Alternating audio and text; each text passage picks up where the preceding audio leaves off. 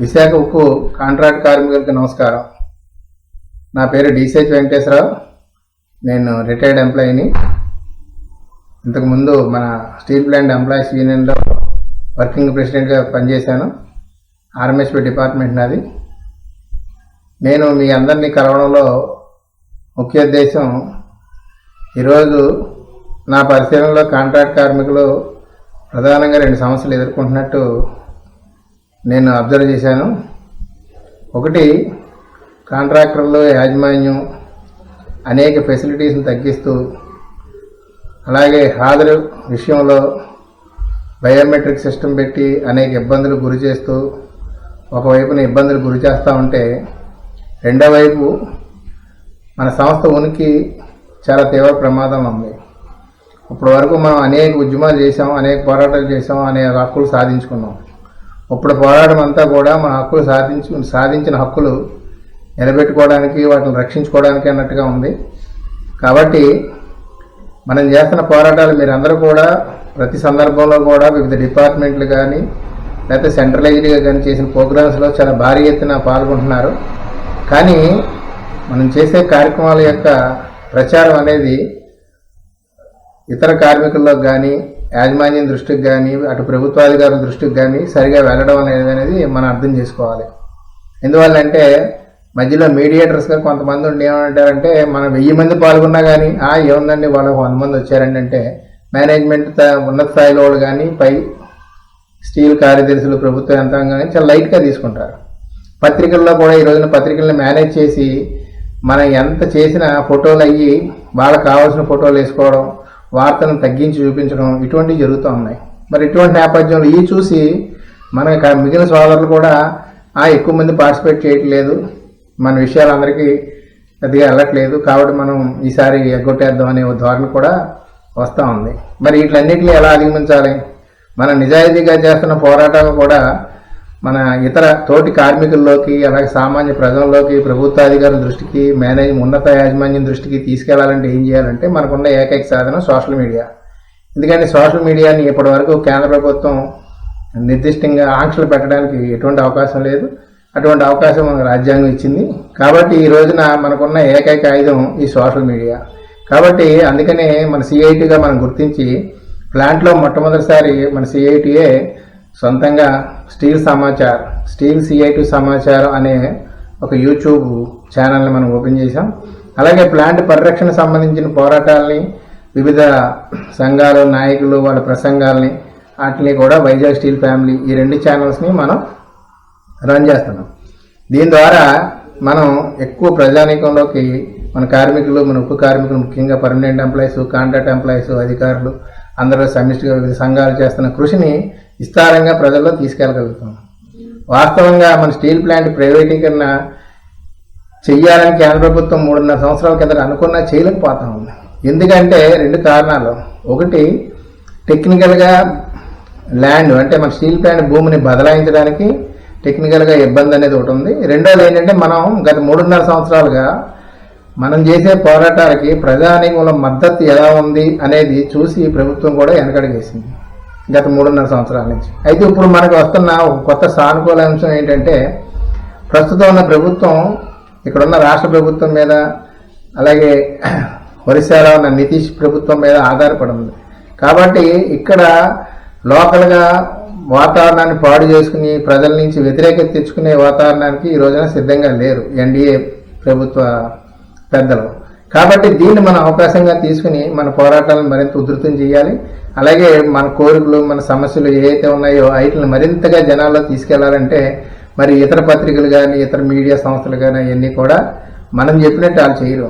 So మనం యాజిటీగా, యథాస్థితిగా మనం చేస్తున్న ఉద్యమం, వార్తలు, విశేషాలు మనకి, మన కుటుంబ సభ్యులకు కూడా తెలియాలి. ఎందుకంటే ఇంటి దగ్గర ఉన్న ఫ్యామిలీ సభ్యులకి మనం ప్లాంట్లు ఏం చేస్తున్నాం, ఎందుకు పోరాటాలు చేస్తున్నాం వాళ్ళకి తెలియదు. వాళ్ళకి తెలియజేయాల్సిన అవసరం మన మీద ఉంది. కాబట్టి మన కుటుంబ సభ్యుల్ని కూడా మన సిఐటి ఛానల్లోనూ, అలాగే వైజాగ్ స్టీల్ ఫ్యామిలీలోనూ చేర్చాలి. తద్వారా ఏమవుద్ది, మన కుటుంబ సభ్యులు కూడా ఎప్పటికప్పుడు విషయాలు తెలిసినప్పుడు మనం ఫ్యామిలీ మెంబర్స్తో ఎక్కువ మంది ఉద్యమాల్లో పాల్గొంటే ఖచ్చితంగా ఎందుకంటే ప్రభుత్వ అధినేతలకి అల్టిమేట్గా కావాల్సింది ఓట్లు. ఆ ఓట్లు ప్రజల్లో సానుకూలత. కాబట్టి ఇది చూసుకున్నప్పుడు వాళ్ళు కూడా ఇన్వాల్వ్ అవుతారు. మన ఉద్యమం బాగా విస్తృతంగా జరుగుతుంది కాబట్టి ఇప్పుడు ఎన్నికల ముందు చంద్రబాబు నాయుడు గారు కానీ, పవన్ కళ్యాణ్ గారు కానీ, బీజేపీ పెద్దలు కానీ హామీలు ఇవ్వడం, ఆ హామీలకు అనుగుణంగా నడుస్తూ ఉన్నారు. కానీ అది మనకి సంతృప్తికరంగా లేదు. ఎందుకంటే ఇప్పుడు ప్లాంట్లో రా మెటీరియల్ లేదు, ఉత్పత్తి తగ్గిపోతూ ఉంది, మన కనీస సౌకర్యాలన్నీ తగ్గించేస్తున్నారు. ఇటువంటి నేపథ్యంలో మన ఉద్యమాన్ని మనమే, ప్రతి ఒక్క సిఐటి కార్యకర్త అభిమాని కూడా మన ఉద్యమాన్ని మనమే ప్రచారం చేసుకోవాలి. ఇటు ప్లాంట్ పరిరక్షణ ఉద్యమం, ఇటు మన హక్కుల విషయాలు ఇవన్నీ కూడా. కాబట్టి మీరు చేయాల్సింది ఏంటంటే, నేను కిందన మీకు లింకులు టైప్ చేసి పెడతాం. ఆ టైప్ చేసిన మీరు యూట్యూబ్ యాప్ ఓపెన్ చేసి @Vizag steel family @CI2 Samachar, ఈ రెండు పేర్లు, రెండు ఛానల్స్ మనకి. CI2 సమాచారంలో మనం డైరెక్ట్గా CI2 సంబంధించిన అంశాలని ఏదన్నా ప్రభుత్వాలను కానీ, ఇతర యూనియన్లు కానీ, ఇతర వ్యక్తులు కానీ కామెంట్ చేయాల్సి వస్తే మన స్టీల్ CI2 సమాచారాలు వస్తుంది.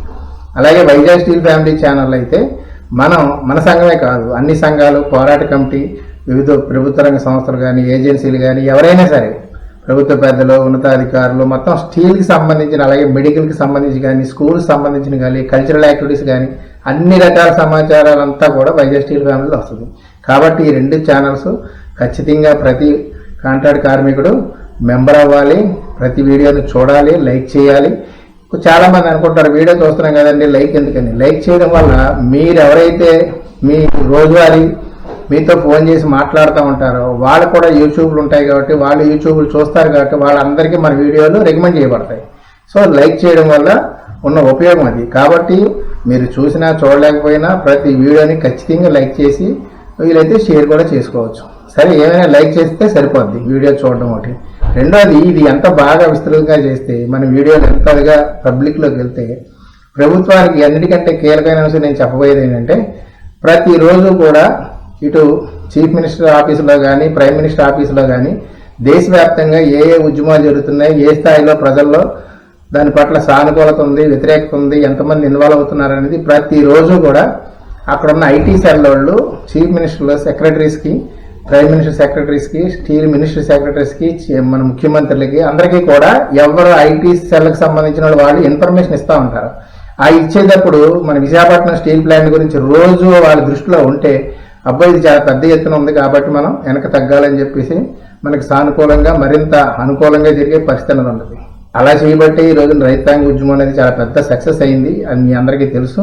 కాబట్టి మనం కూడా మన స్టీల్ ప్లాంట్ నిలబెట్టుకోవాలి, ప్రభుత్వ రంగంలో కొనసాగించుకోవాలి, పూర్తి స్థాయి ఉత్పత్తి తీయాలి, తిరిగి మళ్ళీ మన కాంట్రాక్ట్ కార్మికులకి, పర్మనెంట్ ఎంప్లాయీస్కి గతంలో పోయిన సౌకర్యాలన్నీ రప్పించుకోవాలి, అదనంగా కొత్త వేతనాలు కూడా సాధించుకోవాలి. ఇవన్నీ జరగాలంటే మనం చేసే ప్రతి ఉద్యమాన్ని మనతో పాటు మన తోటి కార్మికులు, ఇతరులు, ప్రజానీకంలోకి విస్తారంగా తీసుకెళ్లాలి. విస్తారంగా తీసుకెళ్లాలంటే చేయాల్సింది ఒకటి, మనం మన కార్యక్రమాలని మన ద్వారా ప్రచారం చేసుకోవడంలో భాగంగా స్టీల్ CI2 సమాచార్ యూట్యూబ్ ఛానల్లోను, వైజాగ్ స్టీల్ ఫ్యామిలీ యూట్యూబ్లోను సభ్యులుగా చేరి, ఒకవేళ ఎవరైనా చేరకపోతే మీకు తెలిసిన ఫ్రెండ్స్ కానీ, కుటుంబ సభ్యులు కూడా చేర్పించండి. మన పిల్లలు కూడా వాళ్ళు కూడా చేర్పించండి. వాళ్ళని ఖాళీగా ఉన్న టైంలో చూడమనండి. ఎందుకంటే పిల్లలకు సంబంధించిన అంశాలు కూడా మనం స్టడీస్ సంబంధించినవి, మెడికల్కి సంబంధించినవి, హెల్త్కి సంబంధించినవి, మహిళలకు సంబంధించిన అన్ని అంశాలు కూడా వైజాగ్ స్టీల్ ఫ్యామిలీలో వస్తూ ఉంటాయి.